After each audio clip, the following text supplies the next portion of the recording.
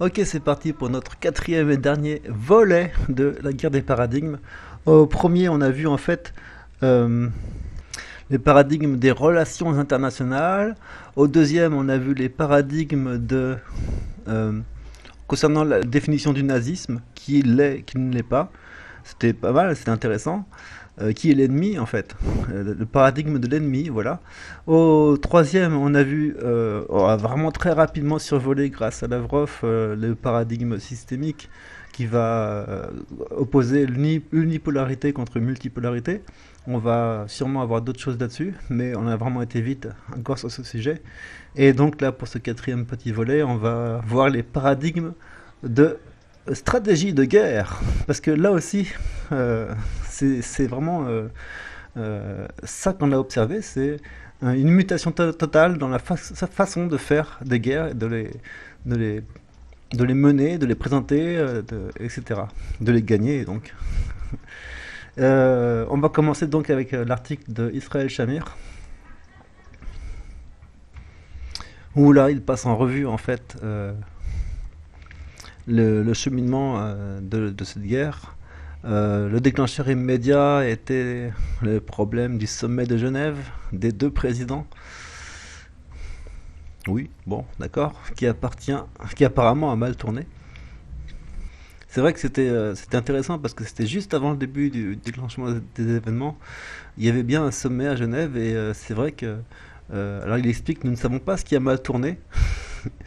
Euh, mais les fonctionnaires pro-russes, enfin les fonctionnaires russes pro-occidentaux se sont enfuis en Géorgie et en Israël. Ils ont remplacé par les fonctionnaires anti-occidentaux. Euh, la relation Est-Ouest ne peut pas être inversée facilement. Bon, il s'est passé un clash à un moment donné au niveau politique. Après, il explique bon, que les Russes sont très semblables aux Ukrainiens et en fait que cette guerre finalement a été menée entre Russes et Ukrainiens, c'est quasiment entre Russes et Russes. Et c'est ça qui est terrible dans l'histoire. Bon, à ceci près que le nationalisme ukrainien était anti-russe, alors que les Russes ne nourrissent aucun ressentiment négatif à l'égard des Ukrainiens. Le pape de Rome et Noam Chomsky ont compris les raisons immédiates de la guerre de manière similaire. L'OTAN avait aboyé à la porte de Poutine et il a réagi. Ok, ça on est d'accord. D'autres tentatives pour sortir du clivage Est-Ouest n'ont pas abouti. L'Occident décline toute proposition de Poutine. Et voilà que la guerre commence. L'OTAN a commencé à expédier des armements et des munitions, a déployé ses espions. Narcolect a permis de couler un gros navire. On l'a vu. Ils ont fourni des coordonnées en temps réel. Et il est clair que la Russie combat l'OTAN plus que les Ukrainiens, qu'elle considère comme des frères. Ce pathos de temps de guerre était un développement assez inattendu. Poutine a toujours eu la réputation d'être un dirigeant doux qui refuse de se laisser entraîner dans des guerres. La Russie a évité la guerre pendant de nombreuses années sous le règne de Poutine, et des générations de Russes sont habituées à vivre une vie paisible et prospère. Soudain, en vertu des circonstances indépendantes de leur volonté, ils sont passés à une vie de guerre et de sanctions. Et rétrospectivement, bah, c'est vrai qu'il y avait beaucoup de sanctions avant. Depuis 2013-2012, c'était assez régulier. Les Russes ont été empêchés de participer aux Jeux Olympiques. Il y a tout un pathos, comme il dit, là-dessus. La Russie a été traitée en paria tout au long des Jeux. Elle n'a même pas été autorisée à chanter son hymne national ou à afficher son drapeau. C'est dingue. Tout ça pour de l'humiliation, en fait. Et bon, voilà. Aujourd'hui, maintenant, là, on saute la guerre d'un paragraphe à l'autre. Il s'est passé une guerre entre les deux. Heureusement pour tout le monde, la guerre en Ukraine, c'est pratiquement tari, quoi qu'il reste encore du travail, apparemment, si j'ai bien compris. Les dirigeants ukrainiens supplient désespérément l'ONU de les aider.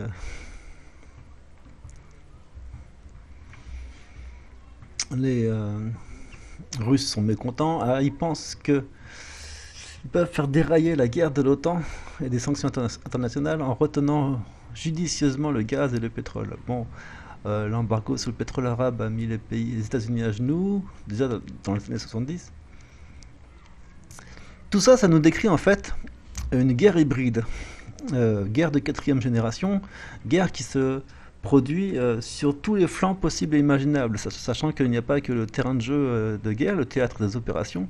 En fait, bon, il y a de nombreuses doctrines qui l'expliquent très précisément, euh, mais en clair, en substance en tout cas, la guerre se fait par tous les moyens possibles, tout simplement. Donc on a eu les sanctions, les gels bancaires qui ont poussé la Russie dans les bras de la Chine, à littéralement euh, un besoin illimité d'énergie et de matières premières russes. Donc la Chine est très contente de récupérer le gaz russe, il n'y a pas de problème, hein, ils prennent tout. Le pétrodollar américain est sur le point de se retrouver libellé en roubles. Les histoires de boycott de la part de Twitter, Facebook, etc. soulignent le caractère ridicule des sanctions occidentales. Il semble que seule la mafia juive de Russie sera touchée par les sanctions internationales. Bon, comme dit Biden, ce sera un hiver bien sombre. Et t'as aussi l'Allemagne qui a besoin d'énergie russe, alors que du coup elle s'en prive, elle en a toujours besoin, elle en aura toujours besoin, et il n'y a tout simplement pas d'autre option pour l'Allemagne en tant que base de l'OTAN. L'Allemagne est dans une position unique pour forger une paix durable avec la Russie. C'est intéressant comme on remarque. Les Allemands pourraient bénéficier grandement d'une augmentation du commerce vers l'Est, le long des voies telles que la Chine-Europe, Railway Express, mais ils restent étouffés dans leur radotage qui traîne comme des boulets. Le commerce de la guerre n'est plus rentable. Ça, c'est une affirmation de Israël Shamir, mais c'est intéressant quand même de dire que le commerce de la guerre est très rentable quand même. Mais au bout d'un moment, une fois que tu as vendu des armes et que tu les as détruites sur le terrain de jeu, parce que en fait toutes les armes vendues sont détruites aussitôt, instantanément. Une fois qu'on a fini de jouer avec ça, bah, il faut trouver autre chose, hein. Des grands acteurs fournissent désormais à la Chine tout ce dont elle a besoin pour fabriquer la richesse du monde. La Russie est dans une position unique pour être un producteur majeur. Le reste de l'Europe a également bien placé pour profiter du nouvel empire chinois. Si seulement il pouvait cesser de se chamailler assez longtemps, vu de l'Inde, pour en tirer un bénéfice. L'empire anglo-américain mourant est la seule entité qui profite de la division du continent eurasien. Et là, par cette dernière phrase, il explique en gros que, enfin simplement et clairement, euh, euh, l'intérêt de la guerre pour l'instant, ça reste encore le profit. Mais la grande question qu'on se pose, c'est quoi? C'est quoi la stratégie? C'est quoi leur but? Donc là, on a Pepe Escobar qui arrive et qui répond. Les récits occidentaux quotidiens sur les victoires ukrainiennes et les pertes russes sous-tendent l'absence d'une véritable grande stratégie cohérente contre Moscou. Et ce qui est intéressant ici, c'est qu'il va nous introduire le terme de grande stratégie avec des références historiques toujours aussi sublimes, parce qu'il est vachement cultivé, Pepe Escobar. Euh, donc, les guerres ne se gagnent pas avec des tactiques et des récits. Elles nécessitent une grande stratégie. La Russie a un plan directeur derrière ses opérations militaires en Ukraine. Mais est-ce que l'Occident en a un? Si nous connaissons tous Sun Tzu, le général, stratège militaire et philosophe chinois qui a écrit l'incomparable art de la guerre, dont on a tellement d'occurrences dans notre base de données, c'est incroyable.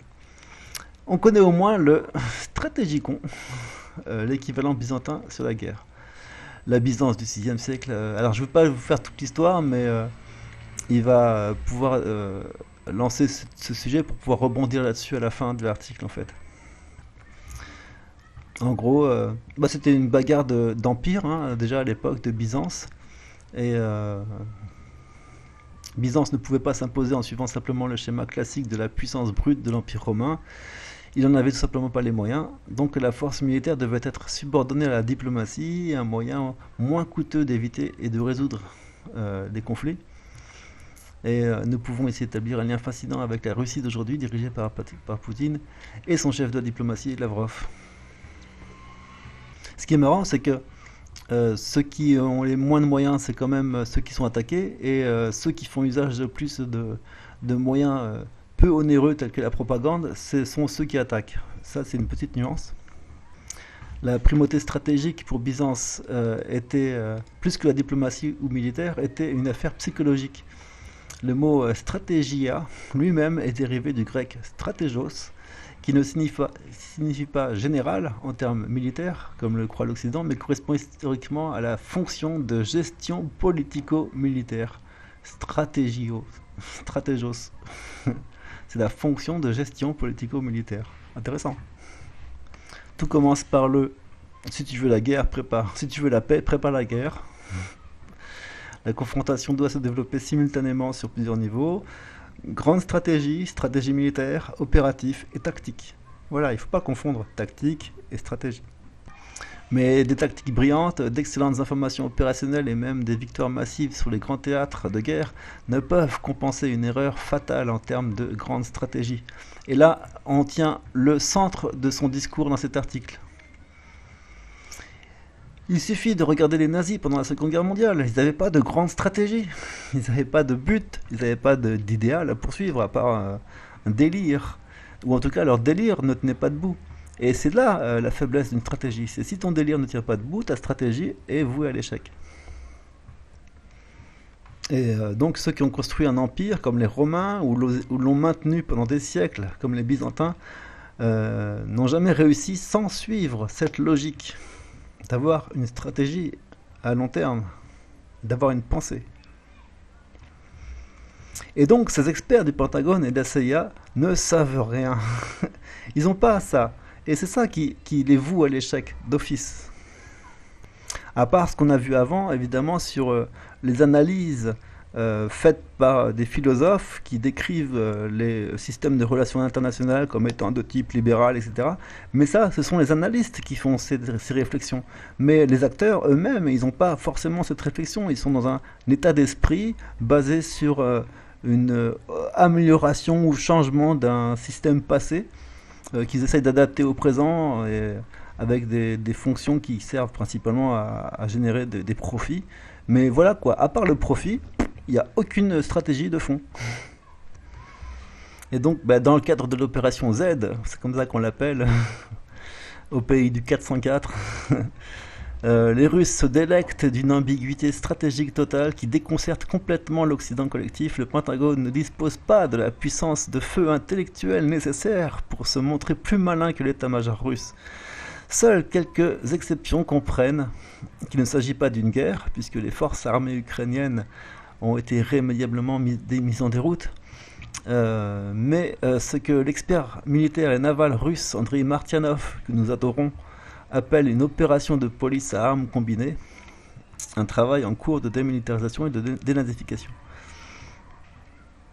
Donc ça, ils ont absorbé, ils ont quand même lancé l'opération sur la base d'un plan simple et clair. Et ce plan simple et clair permet d'obtenir des résultats immédiats et efficaces. Même si après ça se discute, parce qu'il y a plein de choses qui peuvent venir contrarier ça, mais on pourra le voir ensuite dans un article de Scott Ritter, mais au moins, quand on a une stratégie, on a une chance de succès, c'est sûr. Et il continue dans sa critique de l'agence centrale de renseignement américain, la CIA, est encore plus abyssale pour ce qui est de se tromper sur toute la ligne, comme l'a démontré sa chef Avril Haine, ça porte bien son nom, Haine. Lors de son interrogatoire au Capitole, l'histoire montre que la CIA s'est trompée stratégiquement sur toute la ligne du Vietnam à l'Afghanistan, à l'Irak. L'Ukraine n'est pas différente. Il n'a jamais été question d'une victoire militaire en Ukraine. Ce qui est en train d'être accompli, c'est la destruction lente et douloureuse de l'économie de l'Union européenne, associée à des profits extraordinaires sur les armes pour le complexe militaro-industriel occidental et à une domination sécuritaire rampante des élites politiques sur sur cette nation. Et c'est tout, hein. C'est tout pour la stratégie. Et là, on a les fameuses composantes d'une stratégie de guerre dont je parlais tout à l'heure, qui sont mieux décrites. Ces dernières, donc les gens de la CIA, en fait, ont été totalement déconcertés par les capacités. Alors, C4ISR, commandement, contrôle, communication, ordinateur, renseignement, surveillance et reconnaissance de la Russie. ainsi que par l'inefficacité stupéfiante de leur propre constellation de javelins, de Enlaw, de Stinger et de drones turcs Bayraka, les noms des armes. Et donc là c'est intéressant, dans la critique il est toujours très amusant, Pepe Escobar, les qualités du conseil stratégique et maintenant de l'OTAN est apparu clairement lors du fiasco de l'île du Serpent. En fait il y a tout un... Il faut faire une recherche là-dessus parce il y a toute une histoire et même récemment ils ont essayé de recommencer et ça a encore refoiré. Un ordre direct donné par des consultants, là aussi c'est très drôle. C'est-à-dire que ce sont les consultants qui donnent les ordres, ce sont les consultants qui font les discours de Zelensky, ce sont des consultants qui font toute la guerre, et ces consultants, ils connaissent rien à rien. Britanniques en plus. Un ordre direct donné par des consultants britanniques au président ukrainien Volodymyr Zelensky, le commandant en chef des nations, des forces armées ukrainiennes, son second, a estimé que tout ça était suicidaire. Et effectivement, il avait un peu raison. C'est le moment où on se donne des ordres stupides en fait. Donc les Russes n'ont eu qu'à lancer quelques missiles Onyx de surface et anti-navires de choix depuis des bastions stationnés en Ukraine et sur les aéroports du sud d'Odessa. Bref, pour régler le problème dans 2 secondes de l'île du Serpent. Qui est un endroit stratégique, bon, on n'en parlera pas en détail ici. Et il ajoute une preuve supplémentaire que la débâcle en Ukraine est essentiellement une affaire de blanchiment d'argent et non de stratégie militaire compétente. Et l'approbation par le capital d'une aide supplémentaire de 40 milliards de dollars à Kiev. De toute façon, le but évidemment c'est d'endetter le pays. Hein. Une fois qu'il sera endetté, il sera à la merci des États-Unis, donc ça c'est intéressant. Parce que les 40 milliards, il faut les rembourser hein, quand même. Mais bon, en gros, lui il appelle ça du blanchiment d'argent, et c'est intéressant comme information, parce que évidemment, l'intérêt c'est de pouvoir sortir un argent sale, d'en faire des armes. Ensuite, les armes elles deviennent ce qu'elles veulent. De toute façon, ces armes devront être remboursées. Elles seront remboursées à coût de blé et de matières premières. Et voilà comment on fait une malversation financière efficace. Mais en tout cas, pour ce qui est de la guerre en elle-même, il explique ensuite que ça s'est amplement mal passé. Donc la partie sud de l'Ukraine va devenir inéluctablement une région de la Russie. Et d'ailleurs, du coup, on peut se demander qu'est-ce qui va rester pour rembourser les frais dépensés. Comment ça va se passer pour le remboursement. Ce qu'on appelle le pré-buy. Donc ça, tu pourras facilement trouver des trucs là-dessus. Pré-buy. C'est un terme extrêmement important. J'en avais parlé, je crois, dans la dernière vidéo. Oh oui, mais la dernière vidéo, elle n'est pas passée. Bon, tant pis. Faites une recherche là-dessus. Le pré-buy, c'est ce qui explique tout. C'est ce qui explique les prêts et les... En fait, ça explique aussi comment la Russie a mis 50 ans à rembourser les dettes aux États-Unis pour la Deuxième Guerre mondiale. Donc, c'est vraiment pertinent à connaître et à comprendre. C'est vraiment le central, en fait, dans ce qui se passe. De Stalingrad du Donbass. Donc après, là, il explique tout l'échec de l'opération. Il continue. Après une remarque de Lavrov sur le vol des actifs, l'UE n'est même pas capable d'élaborer une stratégie pour défendre son propre champ de bataille économique. Elle assiste à la fermeture de facto et progressive de son approvisionnement énergétique par les États-Unis. Nous sommes ici dans le domaine où les États-Unis excellent sur le plan tactique, chantage économique et financier. Nous ne pouvons pas appeler ça des mouvements stratégiques, car ils se retournent presque toujours contre les intérêts hégémoniques des États-Unis. Donc ce sont des tactiques, et c'est une tactique sans stratégie, c'est un coup porté contre soi-même. Ça c'est intéressant quand même. Hein. Et entre parenthèses, Moscou, parmi les nombreuses informations intéressantes qu'on a vues là, ou en tout cas les choses mémorisables de cet article. Moscou dépense beaucoup moins d'argent que le contingent de l'OTAN sur le théâtre ukrainien. L'OTAN a gaspillé 50 milliards de dollars et c'est pas fini. Alors que les Russes ont dépensé 4 milliards de dollars, plus ou moins, et ont déjà conquis Mariupol, machin, machin et machin. Et créé un corridor terrestre vers la Crimée. Donc accès à l'eau, contrôler la mer d'Azov, libérer la ville portuaire, etc. Donc moins cher, plus efficace. Et d'autre côté, ben, la Russie ou pas, a précipité l'ensemble de l'Occident dans une récession sans précédent depuis les années 70. La victoire stratégique de la Russie, telle qu'elle se présente, est militaire, économique, et pourrait même se conjuguer sur le plan géopolitique. Des siècles après la rédaction du Stratégicon byzantin, le Sud mondial aurait tout intérêt à se familiariser avec la version russe de l'art de la guerre du XXIe siècle. C'est-à-dire que grâce à cette sortie ouais, cette belle sortie d'article, cette belle chute de l'histoire, il explique que dans sa stratégie de guerre, la Russie a dépensé moins pour gagner plus. Tout ça parce qu'ils avaient tout simplement une stratégie bien établie dès le départ. Là où, en face, ce qu'on avait, c'était un empire du business qui cherche à faire du profit, qui voit le bon plan et qui essaye de se dépatouiller avec les problèmes que ça génère et qui au final constate que ça va finir par se retourner contre eux.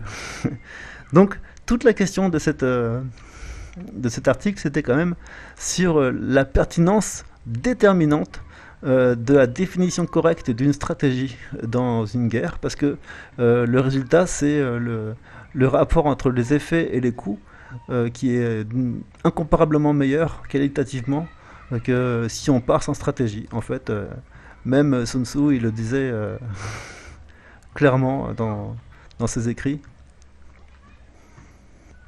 En gros, si t'as pas de stratégie, t'as perdu. Et lui, il revient un peu sur la même idée, Badra Kumar. La guerre en Ukraine instaure un nouveau paradigme. Donc il va prolonger un peu l'article qu'on a vu avant, qui était la partie technique. La guerre en Ukraine est principalement Clausewitzienne. Et pour le comprendre, bah oui, il faut revenir à Karl von Clausewitz, le doyen de la guerre moderne, qui reconnaissait que la guerre est d'une variété pratiquement illimitée, complexe et changeante, et notait que chaque époque a son type particulier de guerre avec ses propres conditions et limites et propres idées préconçues. Les observations contemporaines de Clausewitz sur le caractère de la guerre du XXIe siècle sont souvent interprétées à tort comme une démonstration de l'immuabilité de la nature de la guerre, et cette erreur a engendré une vision occidentale du conflit ukrainien. C'est très précisément exact. La sidération qui s'en est suivie menace de fragmenter l'unité occidentale. Les pays de l'OTAN ne parlent plus à l'unisson. C'est quand même assez intéressant parce que, outre les différents aspects, modalités des guerres qui peuvent dépendre des époques et des situations, les parties centrales, communes et structurelles de ce qui fait une guerre, elles-mêmes peuvent changer. Et c'est ce qui s'est passé dans la guerre du XXIe siècle. Et c'est ce que n'ont pas compris les Occidentaux. Et le prix qu'ils ont à payer pour ne pas l'avoir compris, on connaît déjà d'avance, c'est l'effondrement économique. Mais en tout cas, on peut le constater déjà par le fait qu'il y a une perte d'unisson. Donc à partir du moment où ils ne sont pas à l'unisson, on sent les failles stratégiques. Donc toujours aussi absolutiste, le président américain Joe Biden et l'autre Boris déclarent qu'ils ne se satisferont de rien de moins qu'une défaite russe. Ça, c'est dans leur rêve. Les nouveaux Européens, principalement la Pologne et les pays baltes, exigent également une fin apocalyptique de l'histoire de la Russie, parce qu'ils sont complètement abrutis. Un peu à l'écart, le chancelier allemand Olaf Scholz se contente de dire qu'il ne veut pas que la Russie gagne, mais bon. Il est un peu embêté quand même parce qu'il a beaucoup d'argent à gagner grâce à eux. Le français Monsieur Macron ne cesse de répéter que sans impliquer la Russie, l'architecture de sécurité européenne ne peut être reconstruite. Et puis il y a les sceptiques, purs et durs, comme la Grèce, la Turquie et la Hongrie, qui eux font non, non, non, mais t'es ouf. Mais bon, même ces deux politiciens endurcis, Biden et Johnson, semblent se rendre compte ces derniers temps que les choses sont plus compliquées qu'ils ne l'avaient prévu. En témoigne cette réunion au sommet États-Unis-ASEAN. Donc ça, c'est l'équivalent de l'Europe asiatique. Évite complètement la rhétorique de l'hyperventilation américaine habituelle sur l'agression russe. Alors tout d'un coup, ils se sont calmés, elle omet toute référence à la Russie, aux sanctions occidentales et souligne au contraire l'importance d'une cessation immédiate des hostilités et de la création d'un environnement propice à une résolution pacifique. Alors ça veut dire qu'ils ont mal. Cela dit, en même temps, ils continuent à envoyer de l'argent et des armes, hein, quand même. Pendant ce temps-là, en Europe, le taux d'inflation est à 2 chiffres. Les Russes se débarrassent des partenaires occidentaux. Pour ce qui est de chez eux, ils ont autant de blé et de céréales qu'ils veulent. C'est une année record de production et nous, on n'en profitera pas. Le taux d'inflation en Russie est divisé par rapport au niveau précédent. Donc eux, ça va de mieux en mieux. L'excédent du commerce extérieur a battu tous les records. Le rouble affiche un des meilleurs résultats de toutes les autres devises étrangères. Bref, pour la Russie, c'est la gloire et la fortune. Pendant ce temps-là, alors Rand Paul, c'est le gars qui s'est opposé au déferlement de 40 milliards de dollars en Ukraine, mais en gros, la dépense actuelle de 60 milliards de dollars pour le conflit est l'équivalent de ce que la Russie dépense annuellement pour son budget de la défense en général, qui n'a été utilisé qu'à 10% au maximum. Hein. La Russie, elle, n'a pas d'agenda pour cette guerre, elle prend son temps pour détruire systématiquement toutes les installations militaires normales. Parce que mine de rien, comme le rappelle Poutine, ce qui permet de gagner une guerre, c'est aussi et surtout la puissance économique. Ils n'ont pas en tout cas pas regretté, mais ils ont continué à demander le paiement du gaz en rouble. Ok, ça c'est bon, Von der Leyen et Joseph Borrell qui... Alors il explique qu'ils ont eu l'impression d'avoir poussé le bouchon un peu trop loin. Peut-être qu'ils vont réouvrir le Nord Stream 2 du coup finalement. Bref, il fait la liste de tous les échecs phénoménaux que se sont pris les Occidentaux, l'Occident collectif dans cette histoire. Et il en arrive à un moment donné où... bon, tout ça c'est de l'information parce qu'on a des chiffres et des valeurs, donc c'est extrêmement pertinent en soi. Et arrive ce moment où il explique clairement que les paradigmes qu'ils ont suivis étaient les mauvais. Enfin, les paradigmes, pour être pertinents, doivent être conformes à la réalité. C'est être réaliste, ou le réalisme, dont on parlait dans l'épisode 1. Lorsque cela n'est plus possible, soit les paradigmes doivent être remplacés, soit les leaderships qui s'appuient sur les notions obsolètes échouent inévitablement. Super belle phrase quand même. Et ça, c'est vraiment ce qu'on a expliqué tout du long de notre petite séquence thématique. C'est vraiment essentiel à comprendre. Et donc, les politiciens comme Biden ou Bidon ou Johnson sont habitués à penser en termes westphaliens et sont en train de mettre trop de temps à comprendre les anomalies du paradigme existant, alors que de nouvelles tendances puissantes modifient de façon spectaculaire le concept même de la guerre. Karl Marx avait appelé ça l'annihilation de l'espace par le temps. C'est-à-dire que le fait de prendre le temps, parce que maintenant la guerre peut se jouer tranquillement et en temporisant les choses. Le phénomène de conflits régionaux s'est éteint. La violence localisée a des implications mondiales à cause des progrès des transports, de la communication et des technologies. Le changement de paradigme actuel est dû à une révolution militaro-industrielle ce qui en fait une période de changement brutal et discontinu où des régimes militaires existants sont détrônés par de nouveaux régimes plus novateurs qui laissent derrière eux les anciennes méthodes de guerre. Et donc on aurait pu penser que sur un champ de guerre de type le Clausewitzien, les anciennes armées alignées les unes contre les autres feraient feu et manœuvreraient selon les instructions de leurs commandants, tels des bons petits robots, et tels que le veulent les conseillers qui téléguident la guerre. Mais en Ukraine, en revanche, celles-ci ont été remplacées par des formes ambiantes de violence physique et non physique, de snipers, de drones létaux, de missiles hypersoniques, d'attaques électroniques, du spoofing, de désinformation et ainsi de suite. Et la Russie pratique une guerre à laquelle l'Occident n'est pas habitué, où les guerres ne sont plus remportées. Et là, c'est extrêmement important. Il est peu probable qu'il y ait un jour une cérémonie qui marque la fin de la guerre en Ukraine. Et là, c'est magistral. Parce que, alors j'ai un article si tu veux, quelque part par là, je te le sors ici, le revirement de Scott Ritter, parce que avant de revenir à la conclusion de l'analyse précédente, lui il explique vraiment en gros dans cet article, je te le résume en une seule phrase, hein, après ça sera fait, que oui, la Russie n'a pas gagné la guerre, parce que son plan de démilitarisation a échoué, parce qu'on a envoyé encore plus d'armes qu'il y en avait avant. Son plan de dénazification a échoué, parce que de toute façon, même s'il n'en reste que deux, ils vont se reproliférer, et puis ils ont une publicité phénoménale, donc même une publicité négative, c'est toujours une publicité.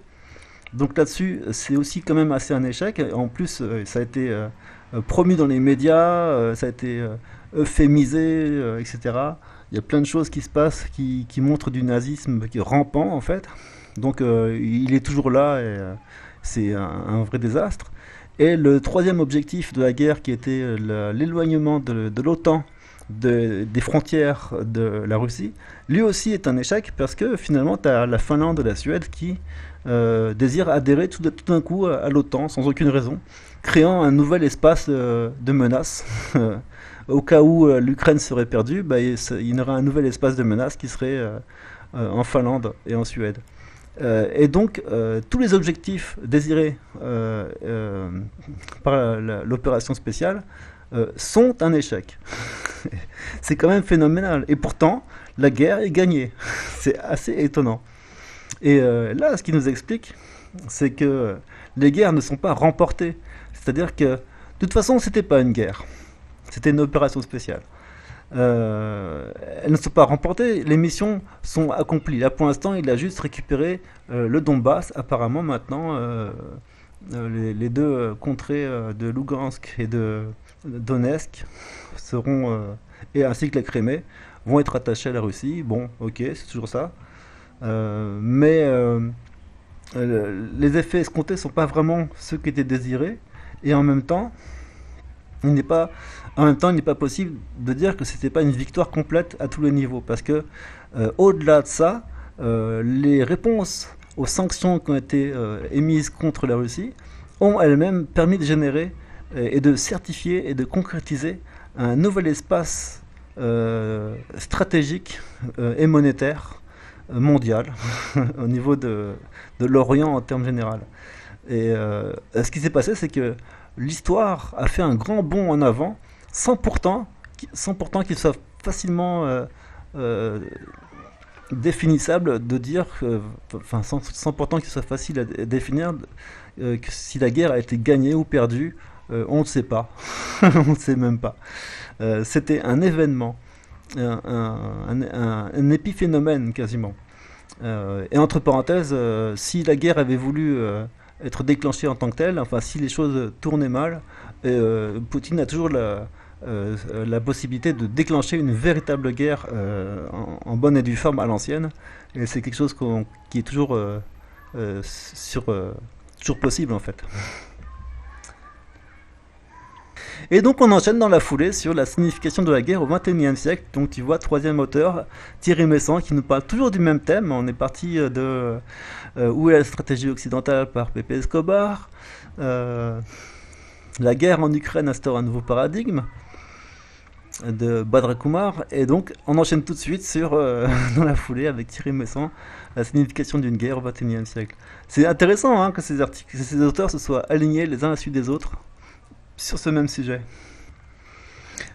Donc pour Thierry Meussan, la fin du capitalisme industriel et la globalisation des échanges ne transforment pas seulement nos sociétés et nos manières de penser, mais la signification de toutes nos activités, parmi lesquelles les guerres. Les bombardements atomiques, ok, ça c'est de Hiroshima.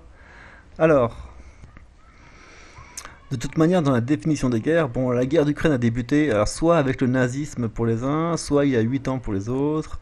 Ils constatent une partie des souffrances qu'elle cause, de toute manière, mais ils ne perçoivent pas encore toutes les dimensions de cette guerre. Surtout, ils interprètent à tort, en fonction de l'expérience de leurs grands-parents, etc., ce que signifie la guerre.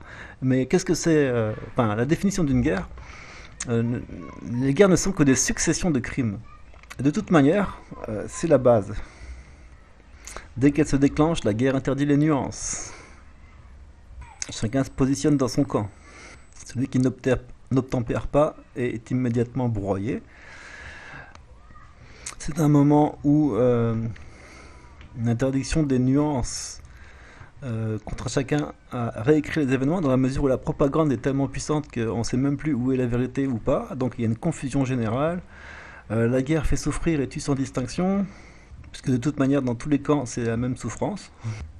Et le plus dur là-dedans, c'est même pas la souffrance de la mort ou la mort d'autrui, c'est l'injustice de la guerre. Et dans le même temps, cette injustice est due au fait que pendant ces guerres, les règles des nations dites civilisées ne tiennent plus du tout debout. C'est vraiment une perte totale de législation, de loi, de surveillance, etc. Il n'y a pas d'autorité pour placer chacun en face des conséquences de ses actes. Et là, il ajoute en passant quand même, il se passe quelque chose de fascinant dans ces moments-là. Si les gens se transforment en bêtes cruelles, d'autres deviennent lumineux et leur regard nous éclaire. Intéressant. Donc il explique qu'il a passé beaucoup de temps en tant que journaliste de guerre quand même, que déjà, rien que lors du passage du capitalisme industriel à la globalisation financière, les conséquences sur la structure de la société sont telles qu'on a déjà du mal à suivre cette mutation. Oui, et, donc les conflits et les difficultés que ça génère sont autant de problèmes à résoudre, mais quand on n'a plus de moyens de résoudre ces problèmes et la politique échoue, dans ce cas il n'y a plus d'autre solution que d'entrer dans la situation de guerre.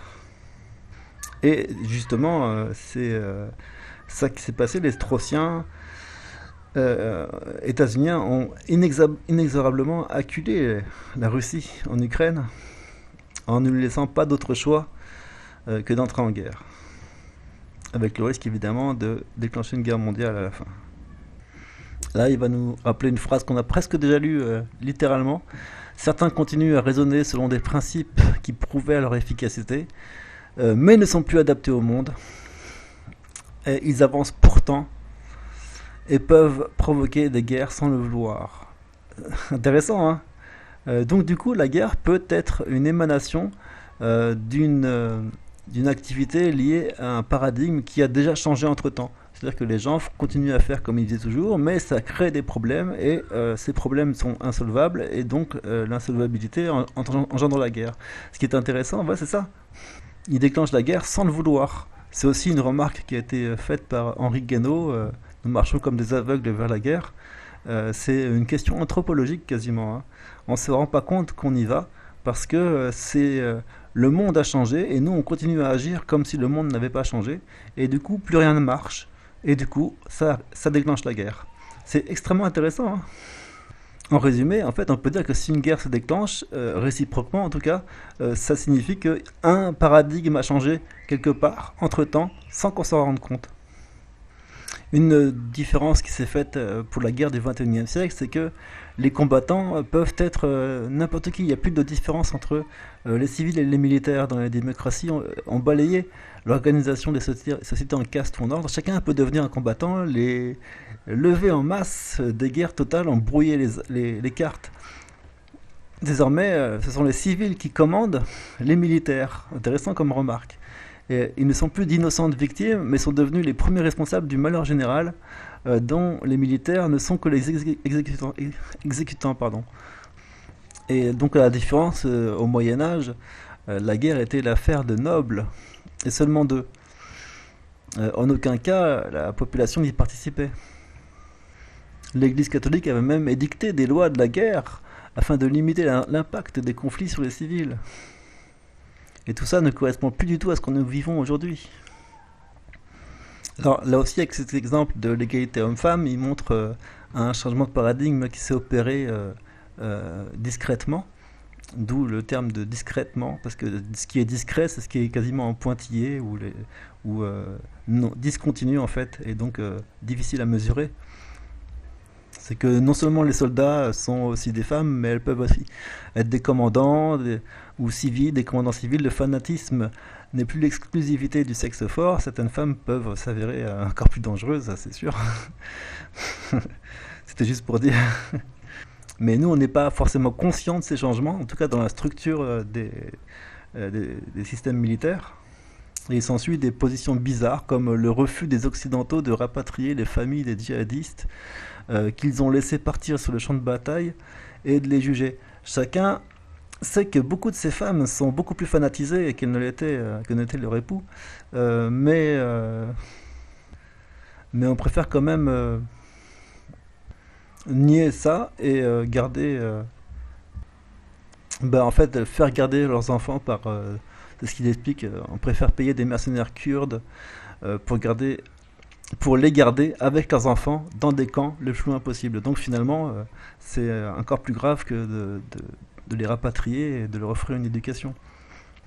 C'est pas ce que les Russes font, par exemple. Eux ils rapatrient les enfants des parents extré- euh, extrémisés, on va dire, oui. Euh, Pourtant déjà contaminés par cette idéologie, ils les ont confiés à leurs grands-parents en espérant que ceux-ci parviendraient à les aimer et à les soigner. Donc ils ont une approche déjà différente. Ça c'est intéressant parce que c'est vraiment civilisationnel comme comportement. Et ce comportement-là est plus proche de l'époque actuelle et plus cohérent, plus connecté à notre époque. Alors que nous, oui, alors que nous, on fait venir des enfants ukrainiens qui sont très très probablement endoctrinés. On les accueille au milieu des familles françaises et nous ne prenons pas les précautions. Pourtant, un tiers de ces enfants ont été, un tiers quand même, hein, ont été formés dans des camps de vacances bandéristes, donc limite la jeunesse hitlérienne, quoi. Ils y ont appris le maniement des armes et l'admiration du criminel contre l'humanité, Bandera. Là, on voit dans cette vidéo comment c'est vraiment intéressant comme vidéo. C'est vraiment un entraînement militaire. Il lui jette de l'eau glacée pendant qu'il court. Ce sont eux qui sont ramenés.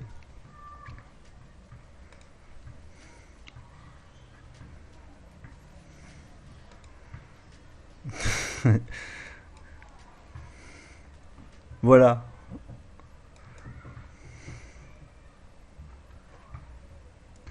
Donc il continue dans son listing des changements. Les conventions de Genève ne sont qu'un vestige du moment où nous raisonnions en humain. C'est intéressant comme phrase. Elles ne collent à aucune réalité aujourd'hui. Ceux qui les appliquent ne le font pas parce qu'ils s'y croient obligés, mais parce qu'ils espèrent ainsi rester humains et ne pas sombrer dans un océan de crimes. Et ils n'ont pas d'approche proactive de ça. La notion de crime de guerre n'a plus aucun sens. Parce que le but de la guerre est de commettre justement précisément une succession de crimes de toute manière pour emporter la victoire et on ne peut pas faire autrement. De même, avant les stratégies, enfin, en tout cas l'Église catholique avait interdit les stratégies dirigées contre les civils, comme le siège des villes, etc. Et aujourd'hui, il n'y a plus aucune autorité morale pour interdire ça, comme on l'a vu avec les boucliers humains qui étaient utilisés en Ukraine. Personne n'est choqué, même ne serait-ce que par les sanctions économiques touchant des peuples entiers. jusqu'à provoquer des famines meurtrières, comme ça a été le cas en Corée du Nord par exemple, mais aussi dans d'autres pays. Tiens, de son côté, Barack Obama avait expliqué que l'usage des armes chimiques était une ligne rouge à ne pas franchir.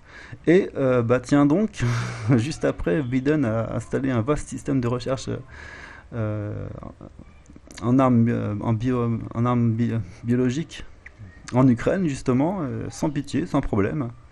Et donc c'est intéressant parce que les seuls à s'interdire eux-mêmes toute arme de destruction massive sont les Iraniens, depuis que l'imam Ayatollah Khomeini les a moralement condamnés. Donc on avait une autorité morale qui leur a interdit. Et précisément, ce sont eux qui ne font rien, qui sont accusés de vouloir fabriquer la bombe atomique ou des choses comme ça.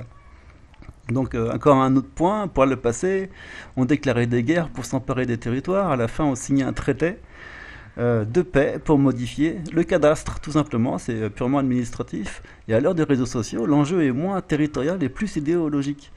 La guerre ne peut se terminer que par le discrédit s'abattant sur une manière de penser. Ça, c'est génial. Ça, c'est vraiment intéressant. Bien que les territoires aient changé de main ou pas, certaines guerres récentes ont donné lieu à des armistices, mais aucune à un traité de paix ou à des réparations.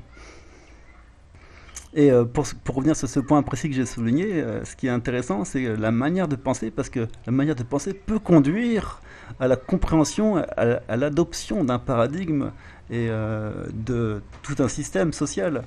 Et ce contre quoi lutte le libéralisme en tant que système de relations internationales, c'est justement toutes les idées qui pourraient germer d'une manière ou une autre pour conduire à un système socialiste ou à n'importe quel autre paradigme que le leur. Et finalement, c'est une guerre des, comme le disait Fidel Castro, la guerre, c'est dans le monde des idées, c'est la guerre des idées. Donc nous voyons bien que malgré le discours dominant en Occident, la guerre d'Ukraine n'est pas territoriale, mais surtout idéologique. Et d'ailleurs, Zelensky est le premier chef de guerre de l'histoire à s'exprimer plusieurs fois par jour. C'est pas lui qui écrit ses discours, évidemment, c'est juste un présentateur. Il passe beaucoup plus de temps à parler qu'à commander son armée. Il rédige ses interventions autour de références historiques, mais bon, c'est pas lui qui les rédige, et puis elles sont très mal faites. et en fait, le but c'est de provoquer des réactions émotionnelles, en fait, c'est ça l'idée. Mais sans même comprendre de quoi ça parle, hein.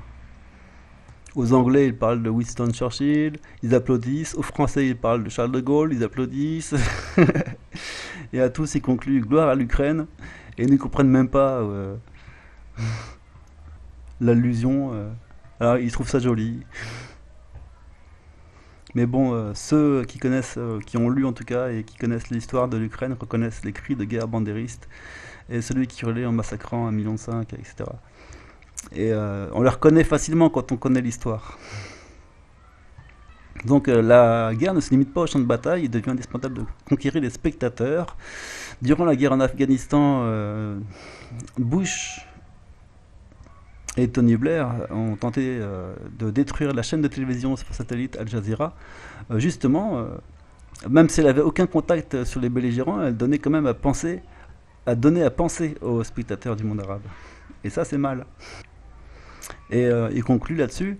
Notez bien qu'après la guerre de 2003 en Irak, les chercheurs français ont imaginé que la guerre militaire se murait peut-être en guerre cognitive, et ça s'est beaucoup développé. Si la faribole des armes de destruction massive de Saddam Hussein n'a tenu que quelques mois, la manière dont les États-Unis et le Royaume-Uni est parvenus à le faire admettre était tellement convaincante que, en définitive, ils ont fini par ajouter à ces 5 domaines d'intervention habituels la guerre cognitive. Donc maintenant, il y a la guerre par air, par terre, par mer, par espace et la guerre cybernétique. Et ça a tellement bien marché qu'ils l'ont adopté comme une nouvelle stratégie de guerre, la 6e, donc le cerveau humain, le nouveau théâtre des opérations possibles. Ça, c'est vraiment la définition des nouveaux types de guerre.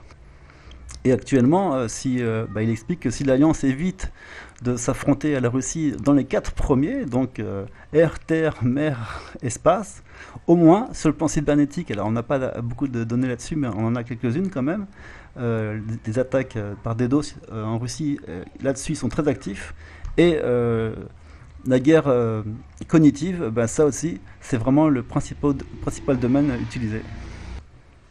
Et donc, en conclusion, au fur et à mesure que les domaines d'intervention s'élargissent, la notion de belligérance s'efface.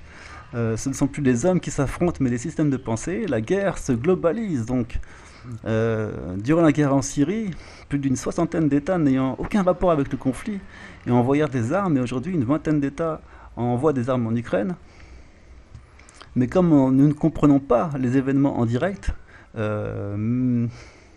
mais que ce ne sont que des interprétations au regard du monde ancien, nous avons cru que les armes occidentales étaient utilisées par l'opposition démocratique syrienne alors qu'elles allaient aux djihadistes. Et nous sommes persuadés de la même manière qu'elles vont à l'armée ukrainienne et pas aux bandéristes. Voilà, l'enfer est pavé de bonnes intentions et pour le dire plus simplement et faire plus explicitement par rapport à notre cycle sur la guerre des paradigmes et ce numéro sur le paradigme des guerres, précisément, comme ça a été dit 2 fois au moins, ou 3, quand un paradigme change, les stratégies et les objectifs n'ont plus que la substance que leur confère le simple rapport à la réalité. Tout simplement. Ce qui peut se résumer par cette phrase.